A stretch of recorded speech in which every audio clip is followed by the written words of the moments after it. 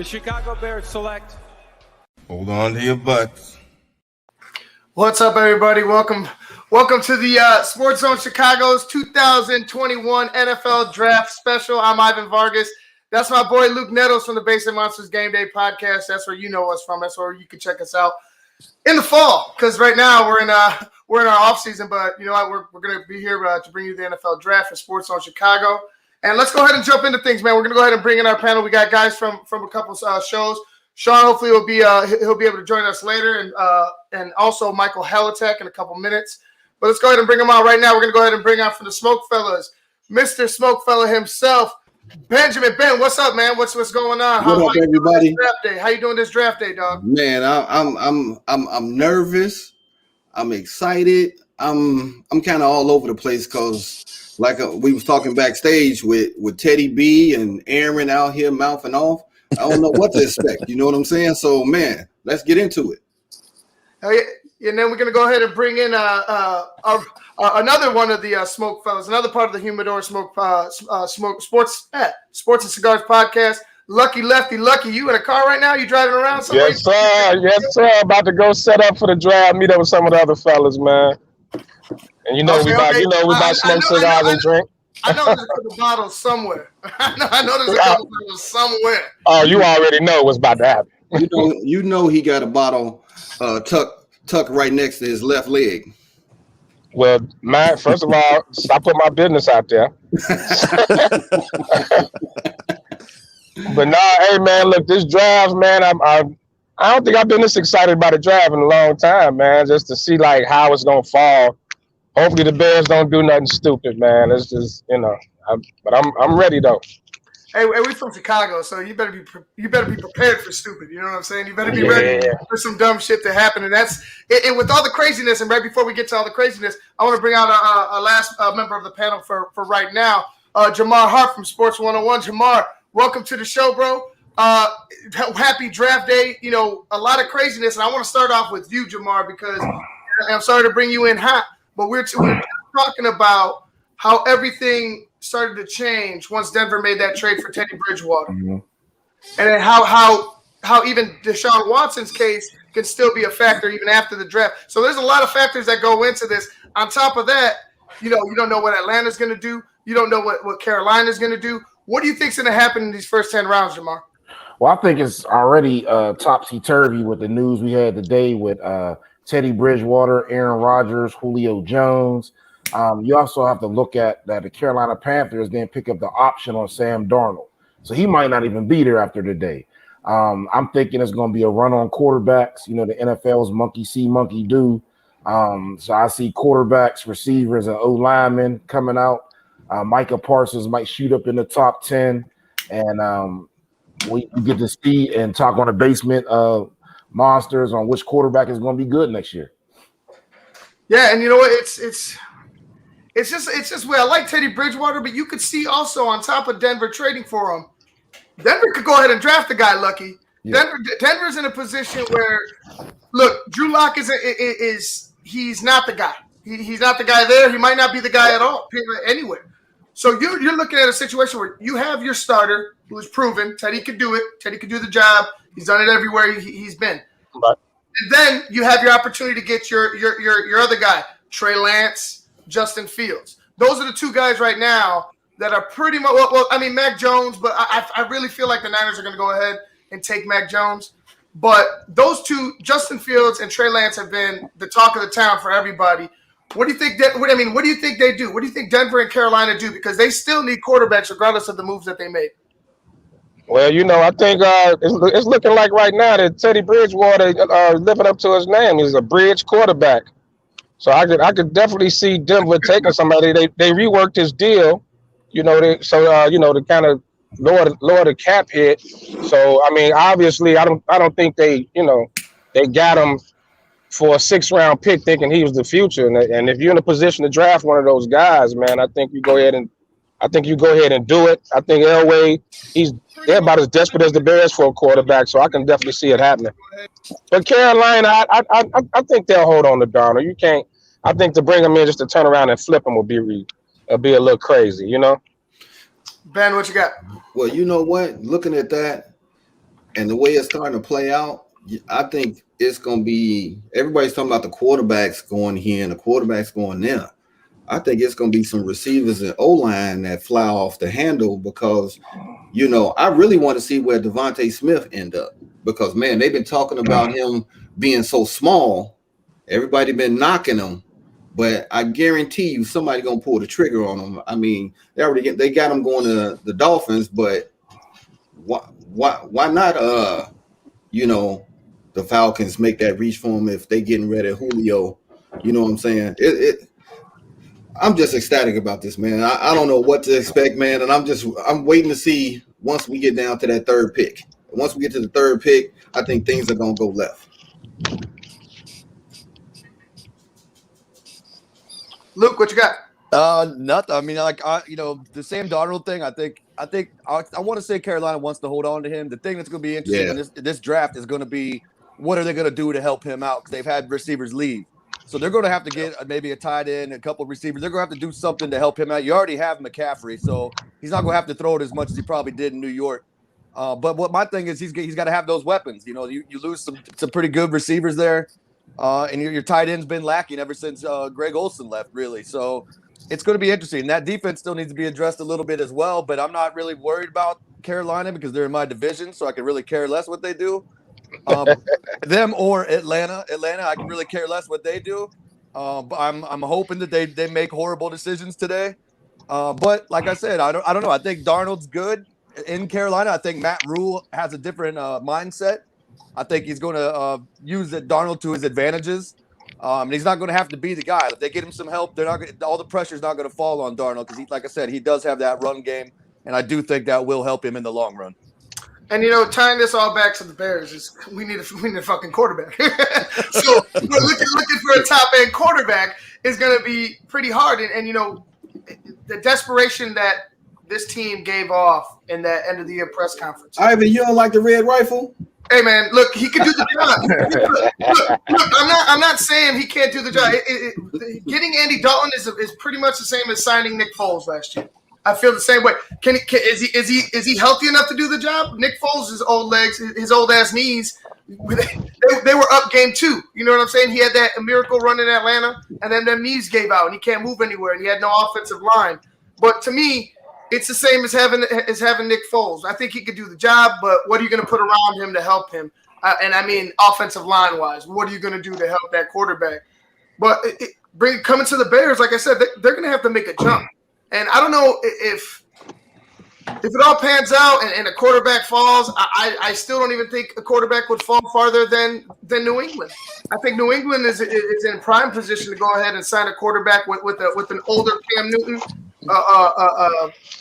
The ability to go ahead and use Cam as that bridge and possibly, sign maybe just 1-year deal Cam until you feel like your quarterback is ready in New England. Like there's teams out there way ahead of the Bears that are in the market for a quarterback. So it won't be for me as easy as wham, bam, boom, we're up at the top of the fucking draft, sitting there waiting for a quarterback, So I want the Bears to stand pat. You know what I'm saying? I want the Bears to stand pat. There's a lot of talent at tackle, a lot of talent at receiver. You could go ahead and possibly even trade down if you have to. But I think this draft, in my eyes, this draft needs to be straight up focus on the offensive build from the lineup and go ahead and attack that issue because that's been an Achilles heel for them for longer than we really know. Not longer than the quarterback, but longer than we'd like for it to be. But going into that, like Jamar, what's going to be your big pick for this draft? Because there's a lot of names. Like we talked about the Deontay Smith. You talk about a guy like Kyle Pitts. Where are some of these big names going to fall for you? What teams take a couple of these big names? Well, I'm really looking at what the Patriots are going to do. They've been trying to put a bow tie on their offseason spending. So how aggressive are they going to be? Who are they going to move up to get? Is Garoppolo going to come back? I think everyone's looking at Dallas to see what they do. Are they going to go offense, defense? Will they move up for Pitts? I think Pitts is really the star along with these receivers. Jamar Chase is fantastic. Obviously, Devontae Smith. is better than what people think due to his slight size.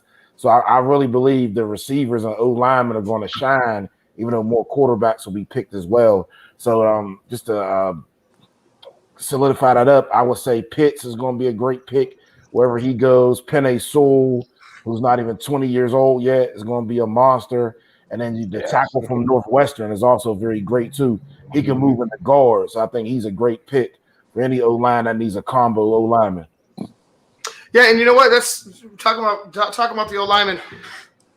I like I said, Lefty. I'm of the belief. Hey, let's build the line first. Let's build the line and go after somebody. If you're of the belief that this quarterback, this coaching staff can develop a quarterback regardless of who it is, because that's pretty much what you're telling us right now, and that's pretty much what you told us at the end of the year and pretty much throughout the season, throughout his tenure, is that this is the guy. He just needs his guy. Well, for me, why not go ahead and build around that guy? Because you saw what happened with Mitch once that line got shot after a year. Once they figured it out, once guys started getting hurt, once Kyle Long left, and you saw how Charles Leno is not the answer at left tackle. Why not build that up first and go get a guy next season? Because, like I said, he's supposed to be a quarterback guru left. I mean, yeah, you're right. But you gotta. I mean, there's a lot of talent in this class, and if you guys have been watching the show, I'm a big fan of the second tier quarterbacks in this draft.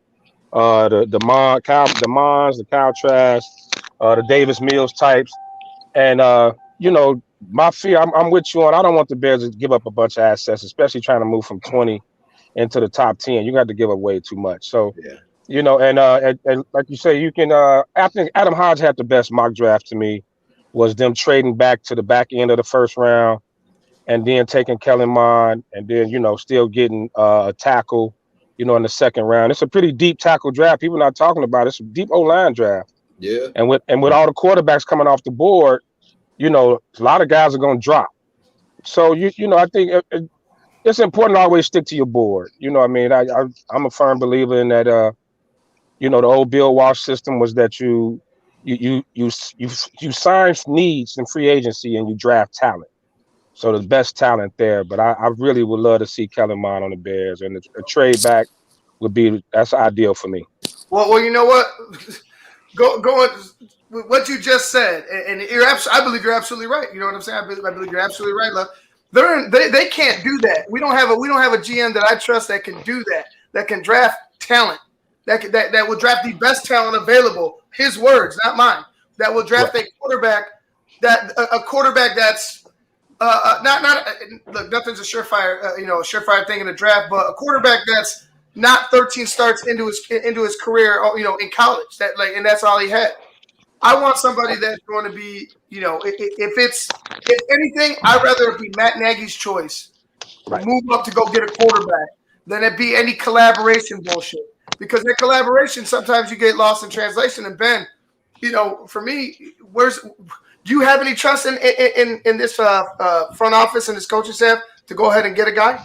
Listen, I really want to see if they are going to handcuff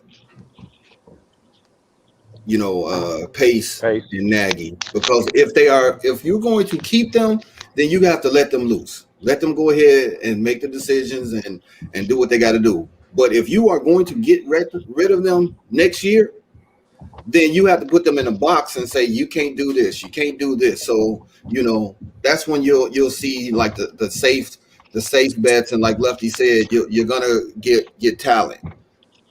The best talent at that position.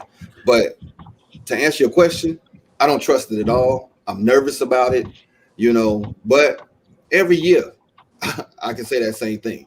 I'm nervous about what they're gonna do.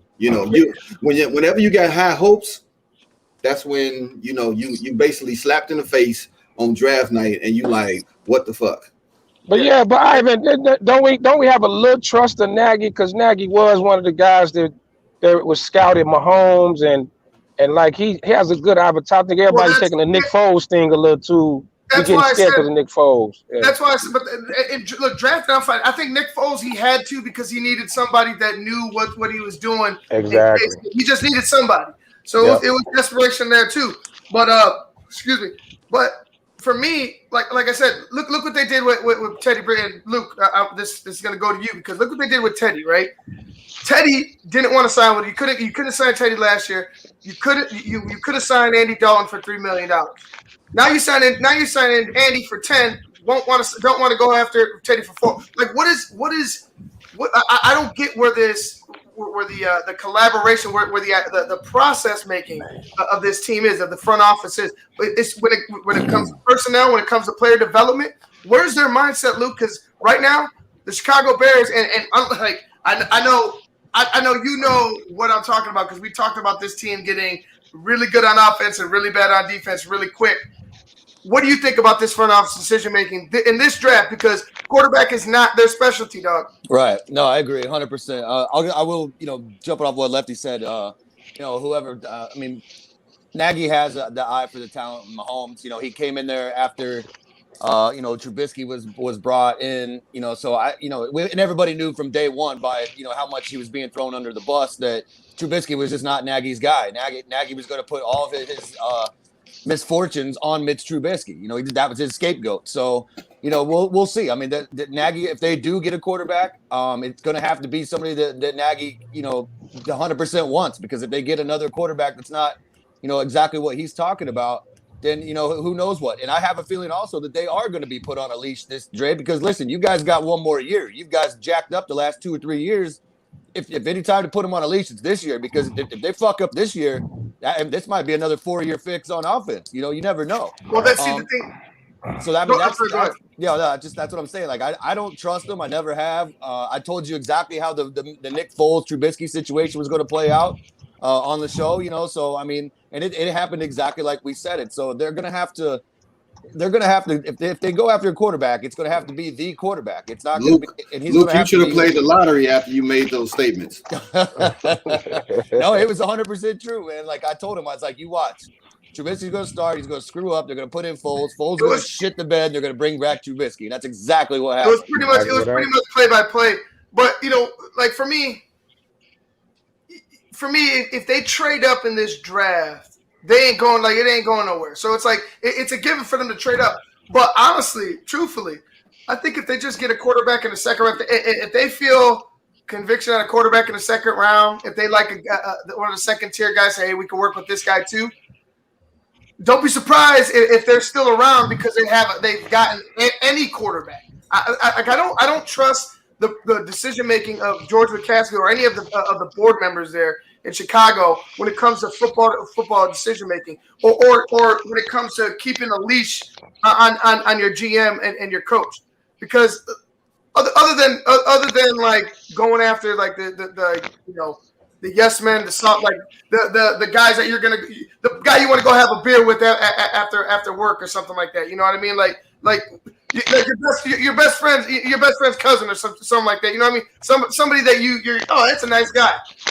Like other than that, like these guys don't make it known. Hey, get it done, or shit's over. And it goes to Matt. It even goes down to Matt Nagy because of the shit that happened with Wims and Miller last year. Make it definitive. Show that you are the head coach. Take control as a leader, and maybe, just maybe, things might work out for you in the long run as far as your team. But as far as personnel making and development, man, this shit's been bleak. Hey, Jamar, I know we got a couple. There's a couple of wide receivers in this draft coming out, and I know the main one's going to be Jamar Chase, and Jamar Chase is coming out of LSU. I feel like he's if he gets past Miami, I feel like Detroit's available. I feel like there's a couple other teams that might be available, but. First of all, where do you see him as ranking wise? You got a Waddle, you have a Devontae Smith.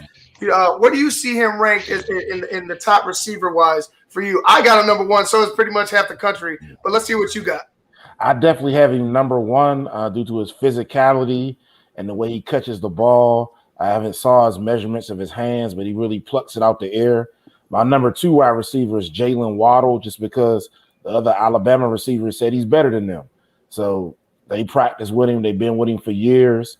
I think he can be very dynamic. If you look how Tariq Cohen was used when he first got to the Bears, I think Waddle can be used in certain aspects. or even like Cordell Patterson, where you can put him in the backfield, those swing routes to him, slot, and at X or Z. Some of the other receivers, you got Bateman from Minnesota, who got real strong hands. Obviously, Devontae Smith is going to be real good. I think he'll excel in the slot anywhere he goes. And like I said, it's a deep receiver class, but I think Jamar Chase is obviously the standout. Now, if he gets with Joe Burrow or one of the Alabama receivers gets with Tua, that'll be a telling factor because somebody's going to lose their job, either the coach, the GM, or obviously Tua, because if he's getting all this talent, especially talent that he played with in college, he's going to be on the hot seat. Oh, yeah. Yeah, Ben, you got talk about the receivers real quick, and you know what? Throw in Kyle Pitts in there too, because Kyle Pitts is a hybrid dog. Like he's not like he's a freak. Like Kyle Pitts could probably play spread out wide for you if you wanted to. Kyle Pitts could do it all. So add Kyle Pitts in the mix, Ben, and talk about. Listen, you took the words out of my mouth. You have to put him in the wide receiver so-called conversation because of the fact that he's a hybrid and he's going to be a special player in the league. So I'll concede and say, yeah, he's number one, but you got to throw Kyle Pitts in there at number two.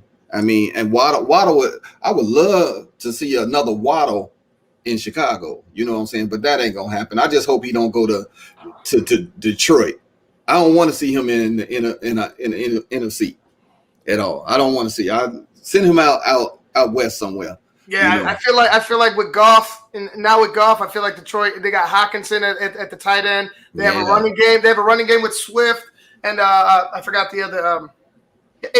Swift, AP, and you know what I'm saying. But, yeah, I don't want to see them all. Yeah, they're gonna. Sunday. I know you don't, but they're gonna put a playmaker around Jared. They have to. They have to. And honestly, to be honest with you, they should be looking at receiver and running back possibly later in the draft because look, you saw what happened with Jared Goff once Gurley went down. You saw what happened when they started struggling with got exposed. Now, Lefty dropped off significantly. Lefty dropped off, but he will go in on Goff all day long because he wants to compare. He called him noodle arm Goff now.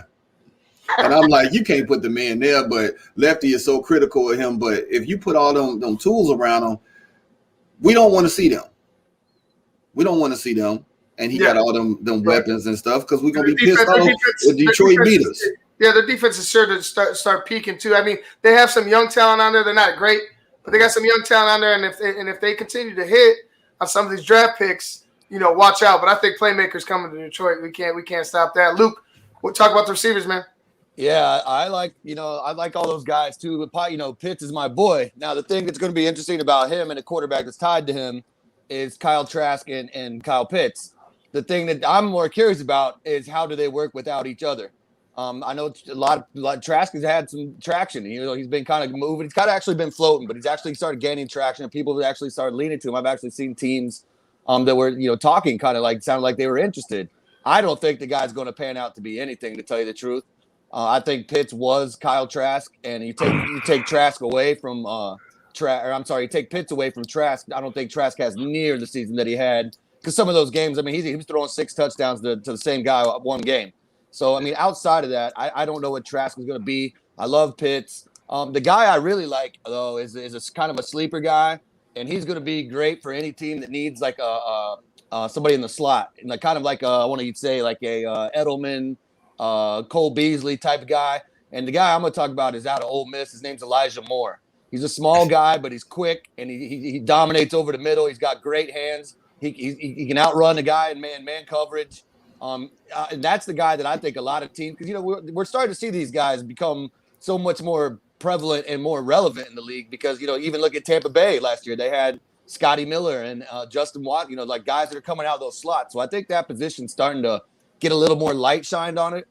But I like Elijah Moore. As far as the Jamar Chase and what's the other guy's name? Devontae Smith. Waddle's good too. I do like Waddle. Devontae Smith, though, I could almost see somebody taking Devontae Smith over Jamar Chase just because, I mean, I know he gives up about 20 or 30 pounds to him, but I think Devontae Smith is just more fluid in his motions. That's just how I see it. I know Jamar Chase is awesome. I would love to go see him play with Joe Burrow, but I don't think that'll happen. But yeah, it's going to be interesting. But like I said, it's those slot guys are the guys that I really want to pay attention to in this draft. If the Bengals don't go ahead and draft Penei Sewell, Joe Burrow, you better start. You just make sure you tell them this is the reason why I left Cincinnati. This is the reason why I left, because you Exactly. didn't a fucking tackle to protect my ass, so you didn't have this damn scar up my knee. If the Bengals don't do that, shame on them. Shame on them. They deserve what they get. But you know what? I do want to ask, what's your lottery numbers for the night, Luke? Because that Elijah Moore comment you made, what's your lottery numbers for the night? Because I need to run out and go play them. I don't know. Which lottery are you playing? Man, I'm going to play them all with your numbers.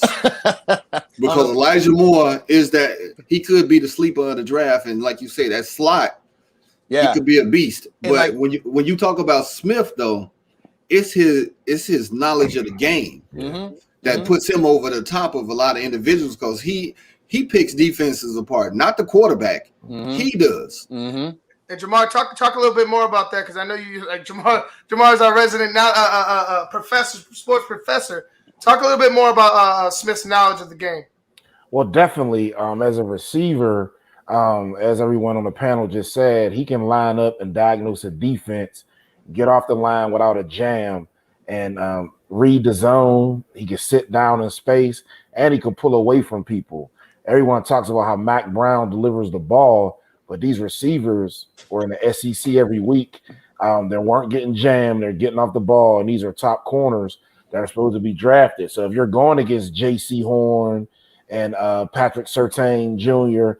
and killing them for years, then you should do that same thing in the NFL. I think look at Devontae Smith, sort of like a Marvin Harrison. Like, people sleep on him, but he's going to be a silent killer.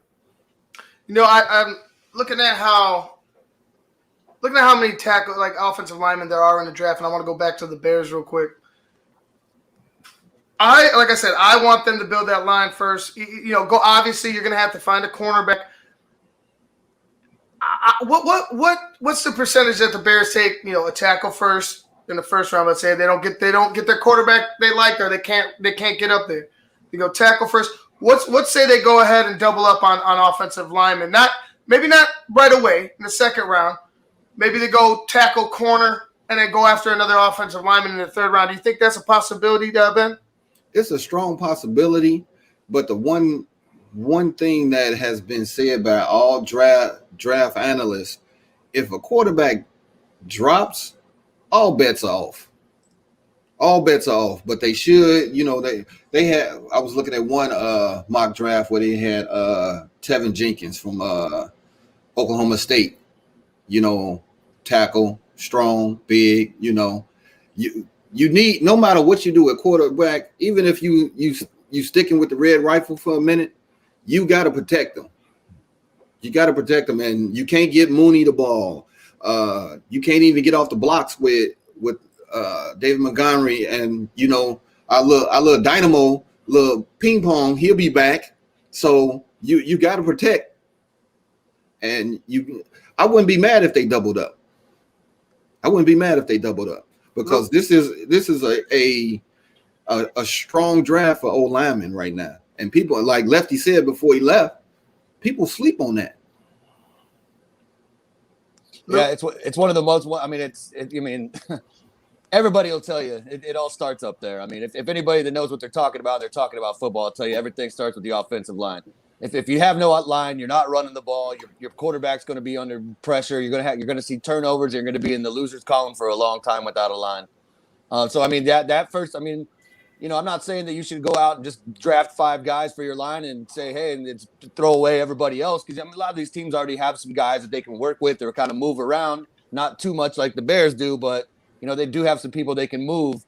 And that 100% is where the game of football is won. I'm sorry, the line is where the game is won. Oh. If you can impose your will on the other team, you're gonna win. It's just that simple. There's nothing else. And you know what? And that's absolutely true. And we've been saying it for a while. I've been saying it for a while, Luke. Like it's cliche, obviously in football, but like, man, there was a couple times, and I want one in particular. I believe it was a Rams game. 3rd and 1, and you're going to pitching it to Cordell Patterson instead of going right ahead on a 3rd and 1 with your starting running back and a line that can get you that 1 yard. Like that's that whole play, the entire defer to a gimmick play with a yard to go. That's lack of trust in your offensive line. That's lack of trust in the play calling from the jump. If you can't have trust in your line, how can you trust the play call? You can't go smash mouth. You cannot go smash mouth. Jamar, talking about these offensive linemen a little bit, Tevin Jenkins seems to be the consensus with a lot of mock drafts for the Bears. Talk about him and a couple other offensive linemen. I mean, I love Tevin Jenkins. I'm really high on Penei Sewell, just because his athleticism. If you look at the AFC North division, Cleveland has upgraded their defensive line with Clowney. You got the Steelers, my hometown team, who are one of the top teams in defense. So I think the linemen that do go, especially to the AFC, are going to be plug-and plays, off gate just because of the nature they're coming in against. And then you got to look at all the young quarterbacks in the AFC as well, too. So I think whatever linemen go to the AFC will be able to fit in there right now. And the best of those obviously be Roberts, but then Sewell as well, too. But the kid from Northwestern, I really, really love him. You can put him at left guard. He can pull, athletic. Those are my 2 best offensive linemen right there. Yeah, and you know what? In a deep draft, I hope it's one of them for the Bears. Like you said, if a quarterback doesn't fall and it's not Matt Nagy's guy, I don't want it. Right. I don't want it. If it's a collaboration thing, I don't want it. Make sure it's Matt Nagy or nobody else, because he's going to be the guy working with this dude. He's going to be the one right next to him. He has to be, because if he's not, then we got bigger problems. You know what I'm saying? Then we really need to get Matt Nagy out of here. But I feel like he probably tried with Mitch. He probably didn't want to bend more than he wanted Mitch to bend, and that's why Mitch is out of here. Now make sure he has his guys. So we're done with these excuses and shit. So we're done with these masks. We're done with firing our coaching staff at the end of every year because you got an issue with them or the philosophy doesn't work. Make sure Matt Nagy's conviction on the guy is 100%, because otherwise, what the hell are we doing? Why are we being run by Ryan Pace in the front office? Real quick, guys, we're gonna go ahead and go to a quick break.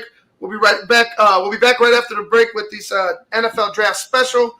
I'm Ivan Vargas, Luke Nettles, Jamar Harp, and Mr. Smokefella himself. We'll be back right after this. AutomotiveMap.com presents the Sports Flash on the SportsZone Chicago.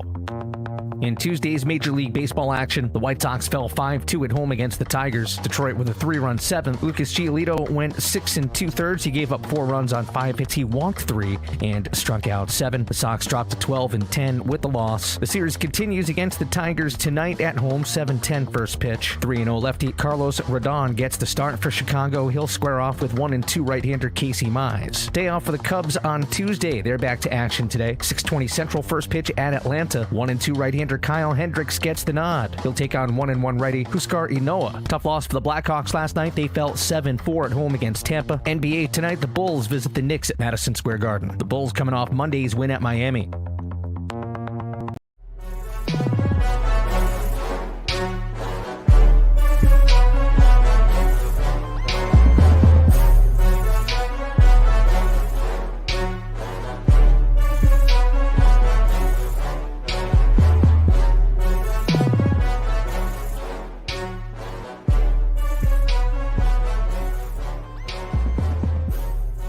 The Chicago Bears select. Hold on to your butts. Welcome back to SportsZone Chicago. Draft Special. What's up, Ben? Hey, Ivan, we was talking about old lineman. What do you think about the Jamar, since you are a professor down there? What do you think about the kid from Notre Dame? What is Eichenberg? Eichenberg. What you think about him? I know Notre Dame has not done Chicago very well, in the past. But what's your thoughts on that kid? Because I think they got him going to the Ravens by a lot of the mock drafts since they got rid of Orlando. A lot of those kids were kind of stiff. If you look at Notre Dame in the fall, their whole O-line, especially being a Power 5 team, I didn't really see them moving college people off the ball. They were very stiff. A lot of the running backs had to bounce. So Yeah, to me, he might be more of a body guy. Like he's a shorts and t-shirt guy, but when you put those pads on, I don't know if he can get it quite done yet, just based off the college film. He has a nice body. I agree with that. But when you look at the college film and Notre Dame running backs, they didn't really have a great year. They had to bounce a lot of things, and I don't think their O-line controlled a lot of games. I just want to throw in on top of that, just to get this O-line out of the way. A guy that I also think that might actually surprise a little bit, just like we're talking about Kyle Pitts being a hybrid. I think especially out the offensive line position, those hybrid guys need to be looked at a little bit more. Guys that can play more than one position, the guy that you can move from guard to tackle and can still hold up. And the guy I'm talking about is out of USC. His name's Elijah Vera Tucker, I think his last name is. Yeah. And that guy's pretty damn good, man. He gets off the ball good. He gets to the point of attack on the run game. And he's a stellar guy. He's 6'5", 308. So, and he can play tackle. He played tackle a little bit and did fairly well. So I think guys like that should deserve a second look just because of their versatility as to where you just get one guy that can just play one position. Yeah, you can coach him up. But if a guy is naturally a two-way player, then I would go with the two-way player. But, there's, like you said, it's a deep draft for offensive line, and we'll see what happens. Before we go ahead and get Mike and Jamar, you had two topics that I wanted you to get to real quick. One was the draft history of BYU at quarterback, and then you want to talk about a couple of the HBCU projects. Definitely, guys. So I'm concerned about Zach Wilson. The reason being, everyone looks at Trey Lance, who played FCS, but when Zach Wilson at a Power 5 team played an FCS team, they lost this year. The defense confused him, and that worries me because if he is going number 2 to the Meadowlands in New Jersey, bad weather, if you don't have big hands, it's going to be hard to throw that ball in the wind and rain. And if they don't have any support around him, just like Sam Darnold, the definition of insanity is doing the same thing, expecting different results. So if we talk about bust, I think Zach Wilson has the potential to be the biggest bust just because not necessarily his talent, but his team supporting him. The other thing I wanted to mention is the top HBCU prospects. I know everyone's talking about HBCUs now with the new coaching hires. Recently, Eddie George has been hired at Tennessee State, and Marshall Faulk is interviewing at Southern University in Louisiana. The two top prospects everyone's been talking about this year from HBCUs be Brian Mills from my alma mater, North Carolina Central University. He's a 6'2" cornerback, about a 4'5" guy, so he can get in there, special teams. He kind of reminds me of Ryan Smith, someone I coached when I was coaching at North Carolina Central, who's been in the league for quite a few years, got a Super Bowl ring with the Tampa Bay Buccaneers, and he's moved on to the Chargers, I believe. The next top prospect is, just like Luke was saying, a combo O-lineman, a center guard from Grambling named David Moore. He did really well in the SWAC this year. So he's a prospect because you got to remember everybody's price conscious now. So if I can get a starter for cheap and have him play 3 years on his first contract, then they can help a team out. So if guys, you want to expand on that, again, about the draft bust and some of these up-and-coming small school prospects. Well, before we go ahead and elaborate on that, I want to go ahead and bring in another friend of SportsZone Chicago, one of the hosts on SportsZone Chicago, my co-host, Michael Halatek on Halatek Hall in the Barely pregame show. Mike, good evening. I know you're pumped for this. I know the Bears are Mike. 20. The draft's about to start. They got the festivities going on right now. Talk to us a little. We talked about receivers. We talked about tackles. We talked about quarterbacks, and we're going to go ahead and hit that again. But talk to us right now about what Jamar had brought up, in particular one quarterback with Zach Wilson. Zach Wilson seems to be, and obviously he's like the biggest risk, and he could be potentially be the biggest bust, like Jamar said. Talk about Zach Wilson real quick. But good evening, first and foremost. How are you doing? Hey, I'm just glad to be here.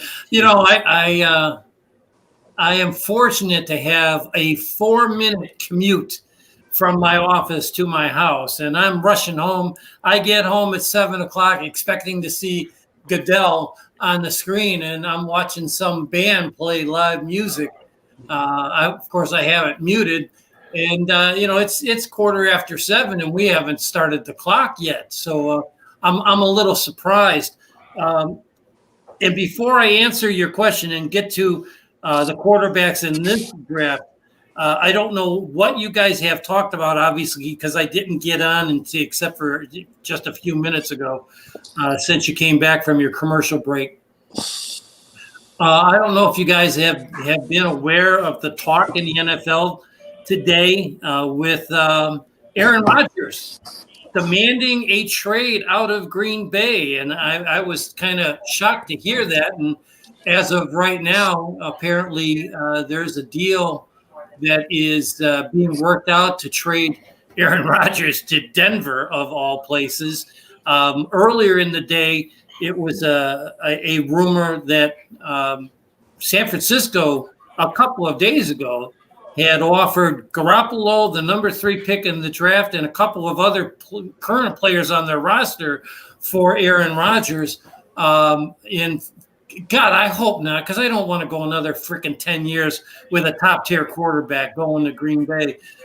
Denver sounds palatable to me because maybe they'll get Bridgewater and a couple of draft choices and some other things in return. So have you guys talked about this Aaron Rodgers debacle going on today?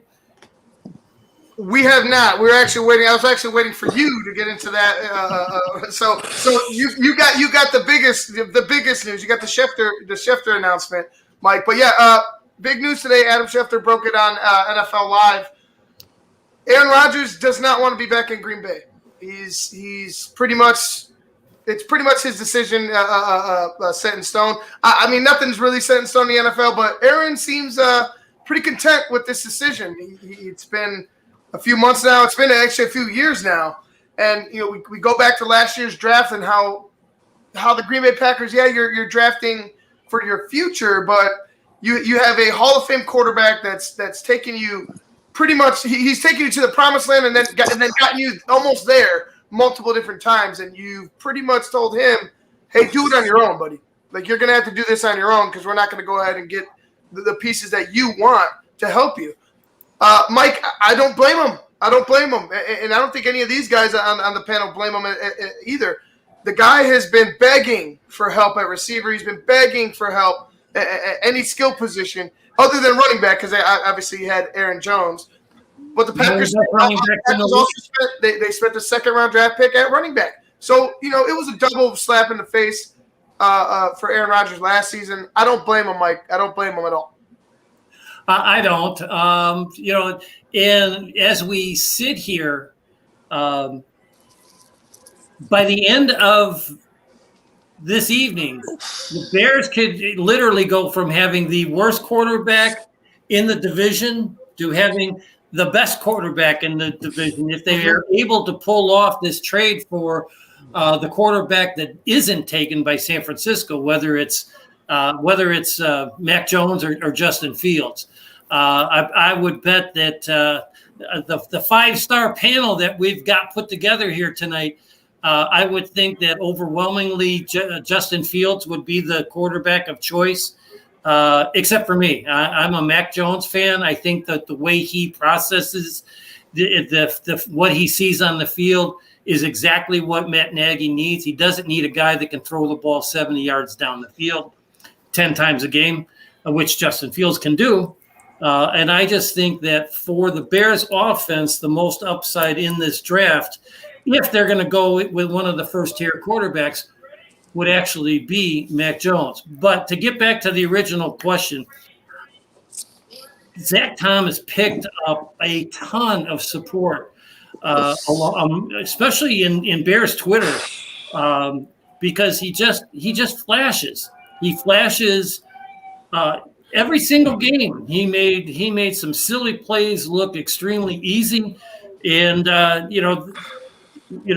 one of our one of the guys that's a frequent guest on Sean's show. Unfortunately, his show comes on during our show on Wednesday nights a little bit later, so he can't make our show. But Phil Atoshin, has been talking, and he's a believer in Mac Jones as well. So I don't know. I don't get Zach. I don't get his prominence as being the number 2 quarterback overall. And quite frankly, Justin Fields athletically might be the best quarterback in this draft. No, Mike, I got an answer for you on that. I think Justin Fields is, and if you look at his toughness he showed in the playoffs this year, playing with broken ribs, that's a telltale factor. I think the reason that Wilson, for the quarterback from BYU, was going to New York is just for marketability. I think his face will look better downtown and Times Square versus Sam Darnold, who was pretty much a mountain man. And they can market him better in the New York area. I think that's the only reason. I know, Jamar. Look, hey, I didn't want to say it, but you go ahead and put it out there. And I wouldn't put it, Ben. I wouldn't put it past New York to want to get a face. Get a pretty boy, right? They want to get a Joe Willie Namath back in there. I wouldn't blame him trying to put a face. I think Jamar's got a point. Ben, what do you think?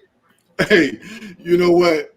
When he said it, I had to chuckle. But since you brought up my man Joe Namath, I can see that happening because I mean he got a face for to be marketed, man. He got that cool, schoolboy face. He got that baby face, man. I'm the quarterback. Like he's got the look, and I can see that. 6'3", 210. I mean, he got nice size. I mean, and I can see him in New York, and after the game, he got some pretty act on his arm, and they marketing the hell out of it.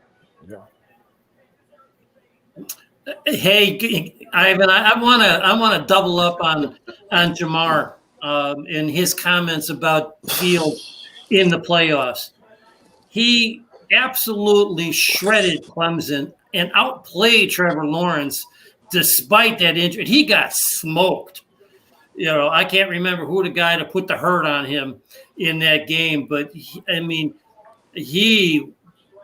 tough as nails and came back. And what did he have? 6 touchdown passes in that game against Clemson? He had 6 touchdowns. I can't remember the number, but absolutely was the player of the game in the semifinals. And, unfortunately, Ohio State just ran out of gas against Alabama.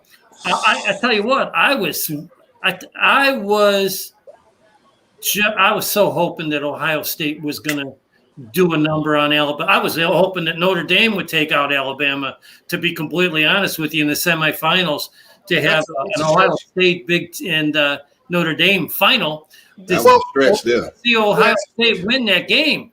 But, it's – I'm shocked that Jacksonville only has 5 minutes. They have 5 minutes left on the clock as of right now. Well, I want to get to Luke. I want to go ahead and get to Luke talking about Aaron Rodgers real quick because you were sitting there waiting for him. Luke, talk about Aaron Rodgers and the lack of ability to to get playmakers around him. Yeah, I mean, we talked before the show. I told you that Chicago's not going to pick until the 5th round because they're going to trade for Aaron Rodgers. I mean, you're willing to throw out Mack and what's your big boy in the middle on the defensive line? You're talking about Akeem Hicks. Yeah, Akeem Hicks. So you're willing to throw those for Deshaun Watson. So why is that same trade not going to be relevant in the Aaron Rodgers? They may even have to give up another person. I can answer that. I mean, it's going to be interesting. We'll see what happens. Not same division. I don't see it happening. But just one quick thing, just to capitalize on the Adonis that you guys were calling Mr. Fields there. The one thing that guy would bring to New York, it's same as Joe Namath. He's going to bring that swagger.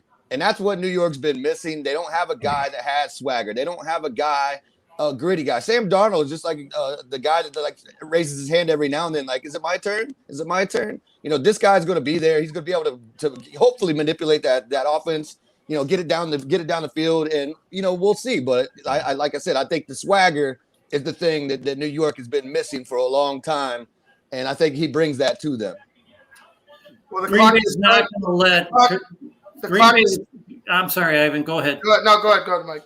Yeah, Green Bay's not going to trade Aaron Rodgers to an NFC North team. No matter, I don't care if Chicago offered Aaron Rodgers every single draft choice and Akeem Hicks in this draft for Aaron Rodgers, Green Bay's not going to trade him. I don't think they'll trade him to an NFC team, to be honest with you. And like I said, definitely not Chicago. Before I left work, I was on Twitter, and our friend of our show, Ivan Eric Lambert, was on saying that a deal trading him to Denver was all but imminent, but we haven't seen anything as of yet. Jacksonville's only got 2:30 left on the clock, and they still haven't turned in their postcard to announce Trevor Lawrence. And I was going to say that they got about 3 minutes left to go. I mean, I'm sure that it's Trevor Lawrence. I'm sure they're having a party in the back of the green room. But yeah, it's going to be Trevor Lawrence. Nobody's going to be surprised. The Zach Wilson thing that's a given. Obviously, the New York Jets have taken that. But number 3, we're going back to San Francisco. They say Trey Lance. They say Mac Jones. I still say that Justin Fields is in there as a dark horse. They just probably don't even mention him. Because I wouldn't. Why not? Why mention the guy that you really want and throw 2 other names out there? But I still think Justin Fields is in the running for that number 3 spot. Jamar, what do you think for number 3 for San Francisco? Quarterback is obviously what they want to do, but which one will it be? Well, you got to think San Francisco is the only team with 3 head coaches, 2 Shanahans and a GM. So depending on who's running the show, me personally, I'm a fan of Justin Fields again. The competition he's played again, I think Trey Lance is good, but what Justin Fields showed in the playoffs, being injured, I think that he can do everything well there. He's not going to be in inclement weather like he was in the Big Ten.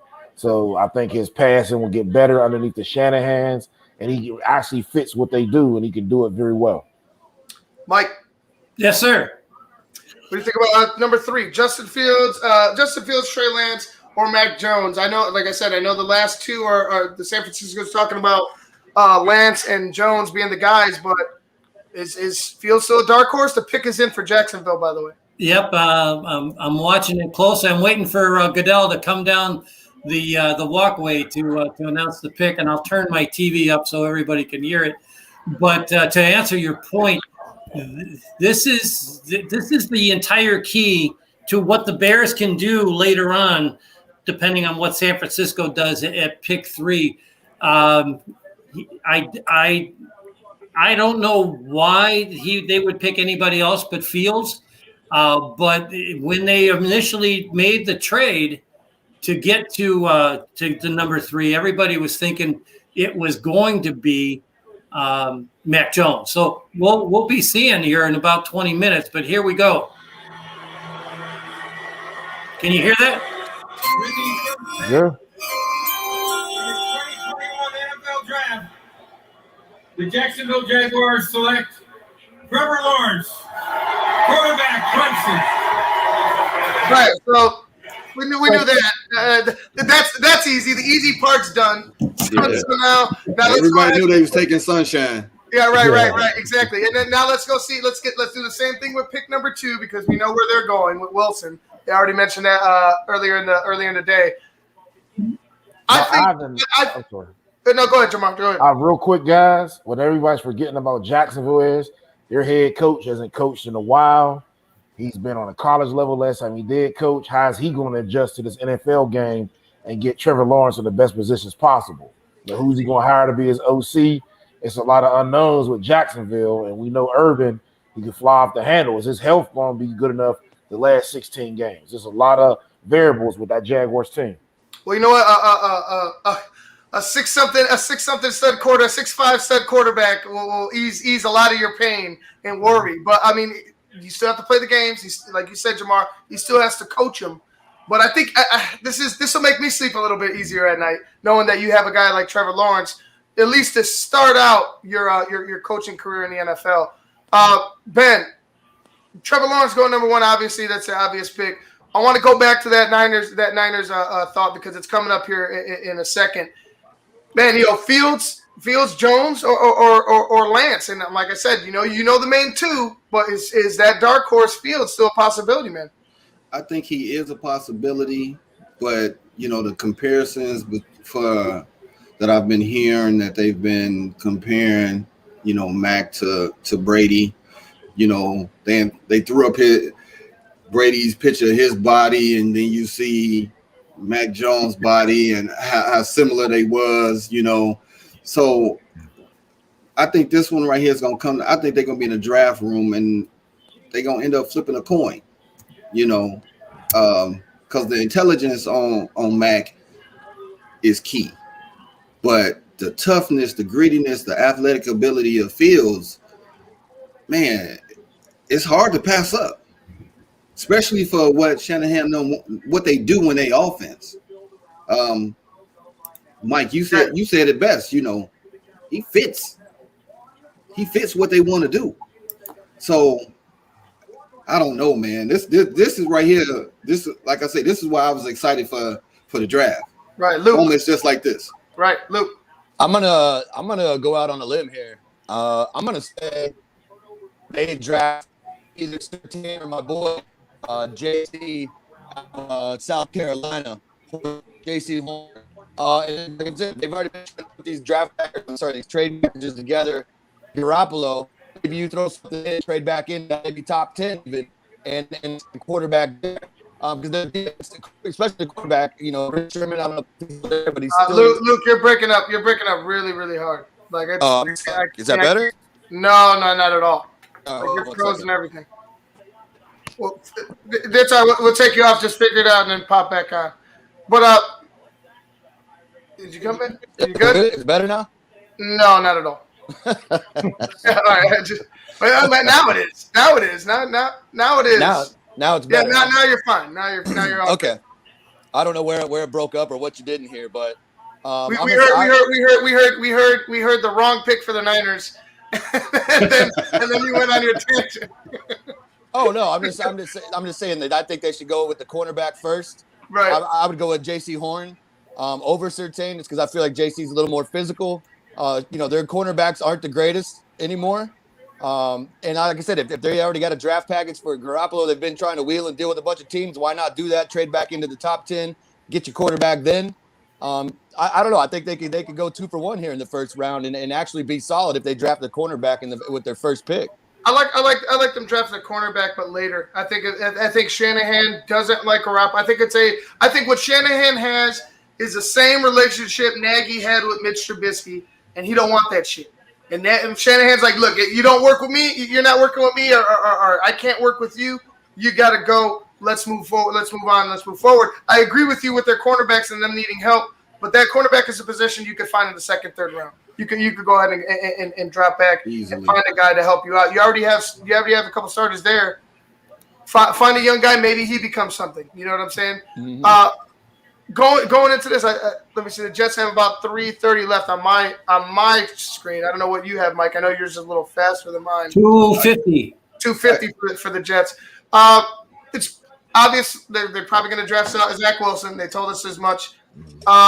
The pick is in on my TV. on your end, yeah. I see we got all this lag, but Jets obviously they're going to pick Zach Wilson. Like I said, they mentioned earlier in the day. For the Niners to finish up that question, I wouldn't be surprised if it was Justin Fields. I feel like if you have conviction on any one of those if you have conviction on 2 of those guys, you have to have some type of conviction on the third because other than the athleticism with Mac Jones, they pretty much can all do the job from what you could tell in college. But for me, it would probably end up being Mac Jones for the San Francisco 49ers. It's Kyle Shanahan's pick. That's why I say it's going to be. It'll be Kyle Shanahan's pick. It'll be the head coach's pick. It's his guy. It's his team. Now he's going to have his guy run his team. That's how you run an organization. If the Bears are watching, watch how the San Francisco Niners go about their business, and that's how I would like for the Chicago Bears to be run. For me, I think it's Mac Jones all the way. Mike, I don't know if you like. I feel like Mac Jones shot himself up with everybody talking about him, throughout this offseason. And I think he deserves. I think if anybody's going to go after a guy with smarts and a guy who knows what he's doing, I feel like it'll be the San Francisco 49ers. And that's not to say, New England won't luck out and land a Trey Lance or land a Justin Fields or the Carolina Panthers won't land them, because I feel like wherever they go, they're going to contribute as well. Maybe not right away, but they'll contribute as well. But yeah, we'll see. We'll see. The Bears, as far as the Bears, Mike. Here we go. Let's see the second pick. Here we go.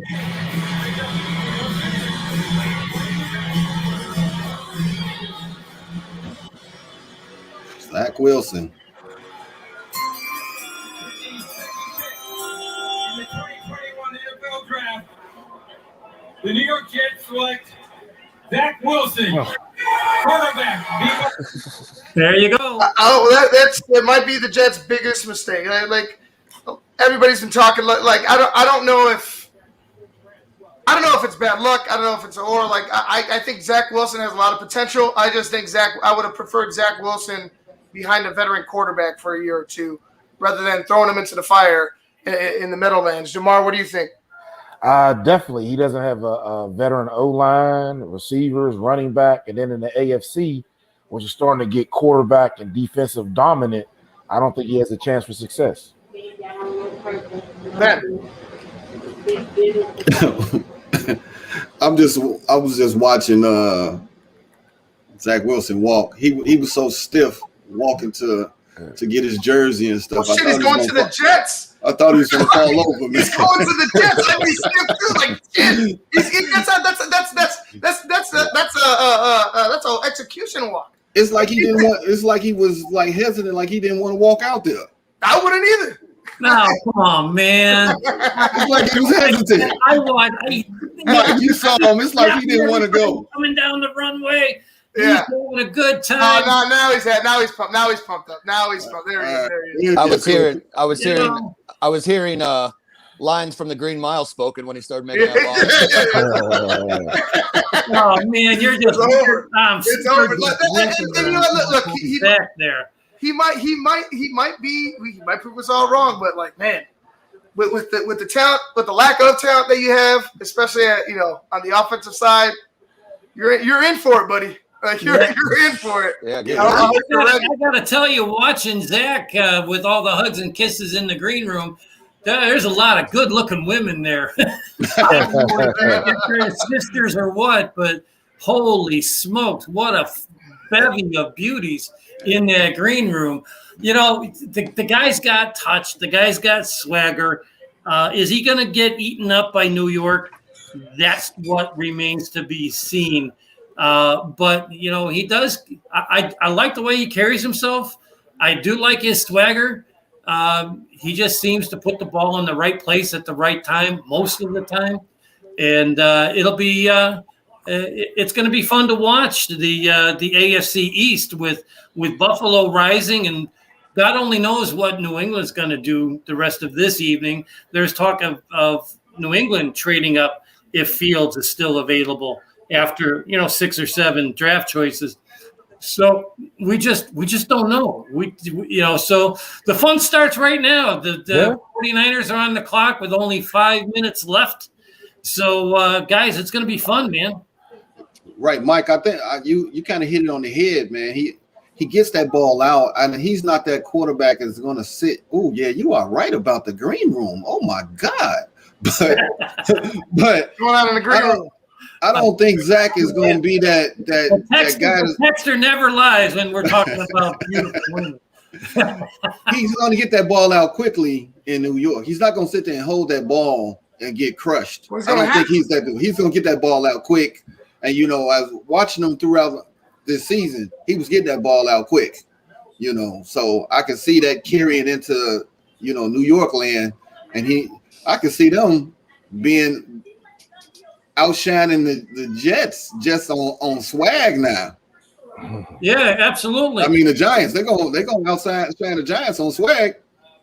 They just flashed up some stats for Wilson from last year. 73.5% completion percentage, second in the country. 3,692 yards, third in the country. 33 touchdowns, third in the country. I think Mills had 40-some. which we haven't even talked about the second tier of quarterbacks tonight, which I don't know if we'll get a chance to, because we're having a lot of fun with the picks the way they're coming down. So 4 minutes in, about 4 minutes left to go before San Francisco's picks is due. And I think San Francisco's probably going to be the last pick because I got to go ahead and get out of here. I have somewhere to be at 9:00. But with Zach Wilson be a pick like that, I'm fine. Oh, wow. I'm fine with the player. Green. I'm worried about the organization. I'm fine with the player. I'm worried about the organization, and that's even with some flaws that Jamar had pointed out. That we've seen and we heard about throughout the draft process. But still, the New York Jets. When you hear New York Jets, it doesn't really ring with confidence. You know what I mean? It doesn't really ring with a winning culture. You know what I'm saying? Like, so maybe he brings it. Maybe this is the step. Maybe he's the guy to bring it to him. You couldn't do it with a first-round draft pick and Darnold. You know what I mean? Like it's hard. It's hard. The Jets is a tough place for a young quarterback to go. I wish him all the best, but we'll see. Hey, Ivan. On a side note, one thing that I love to watch in the draft are the girlfriends sitting in the house with the players. You know, and how the mama reacts, and then the girlfriend reacts. Sometimes the mama pushes the girlfriend out like, "Hey, it ain't your time. Slow down." Right. Well, that's all the time. That's all the time. And sometimes they don't even care. Like the CD Lamb's girlfriend last year. She was trying to take his cell phone out. Yeah, she was trying to grab his cell phone. Yeah. And like, hey, he's like, wait. Yeah, we don't do that. Hold on. Like, what are you doing? Yeah. And I remember his mama on the side just laughing her ass off with it. But yeah, it's always a blast for those guys. I mean, they with their families, they have some fun time. There are some beautiful women, though, Mike. Thank you for pointing that out. Man. But I have no problem talking about beautiful women. That's fine. I don't think any of us do either. No. But yeah, the Niners are really taking this one down to the wire here. The pick was in for the 49ers. Okay, here we go. It'll be momentarily. They got to wait till they finish interviewing the entire Wilson clan. Right. Well, the other thing is too, you got to be a little calm and kind of watch out, because you know how they do things out there in Utah. The BYU, all them beautiful women may be sister wives. He ain't lying. But like the pick is in, like Mike said, the pick's in. We're gonna go ahead and wrap things up right after we get you this pick. I gotta be out of here. I know we're cutting things short. I know we got a little bit ways to go with the Bears pick, but the reason why I want to end it with this one is this is going to be a big pick in whether the Bears go ahead and move up or not. I feel like there's a couple more picks that are going to be important. Carolina and also still Denver, but right now it's going to be fun to watch to see where and who the Bears are going to have to go after. So are we terminating the show until 9:00 and we're going to resume?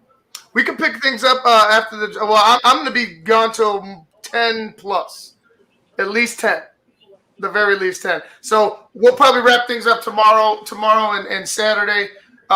We'll have some shows popping up. I'll get everything prepared for that. 2021. Here we go. 49ers select Trey Lance. Right. Wow. All right. So Mac Jones is still alive. Wow. Mac Jones is still alive. Trey Lance is the guy for the San Francisco 49ers. You heard it. You heard it right from the horse's mouth. Feels to the Patriots. That's it. And you know what? That's probably what could happen tomorrow. I really could see Justin Fields to the Trey Lance got a fast walk right now, walking to the podium right now. He is ecstatic. Oh, I'm sure he is. That's man. Well, he looks like he's dressed to go to the prom. Right. That's Oh God. And no socks. Look at that. Yeah, no socks. It's a short tuxedo, man. He looks like he's an 18-year-old going to pick up his date. Yeah. He fired up. Pick this up tonight at 10:00 or what? Yeah, I'll set something up for later. If any of you guys want to jump on, once I get back, if I feel up to it. No, I'll set it up for about 10:30 or so. They should still be talking. They might even still be drafting. Who knows? But I'll set something up.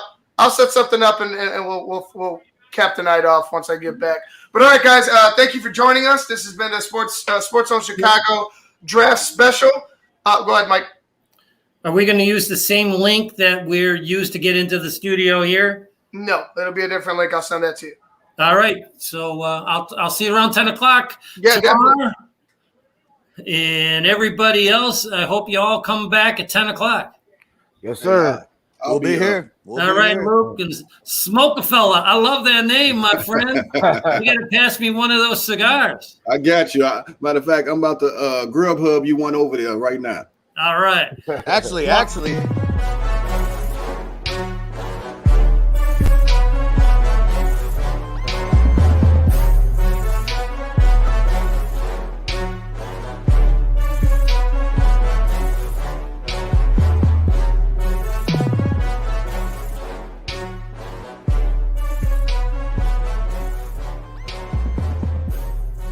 The Chicago Bears select Hold on to your butts.